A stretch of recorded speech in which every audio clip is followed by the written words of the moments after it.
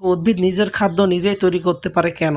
কারণ উদ্ভিদের পাতায় ক্লোরোফিল থাকে, আর ক্লোরোফিল সবুজ রঙের একটি বস্তু, যার কারণে উদ্ভিদ সবুজ দেখায়। 17 নম্বরে অণুজীব কি? আমাদের চারপাশে বসবাসকারী যে সকল ক্ষুদ্র আণুবীক্ষণিক জীব আমরা খালি চোখে দেখতে পাই না, তাদেরকে মূলত অণুজীব বলে, যেমন ভাইরাস, ব্যাকটেরিয়া, এগুলো।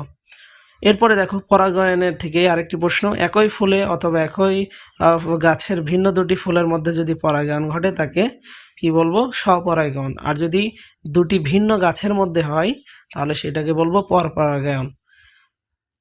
এরপরে দেখো 19 নম্বরে পরাগরেণু ও ডিম্বাণুর মিলনকে কি বলে? এটা সঠিক উত্তর হলো নিষেক বলে।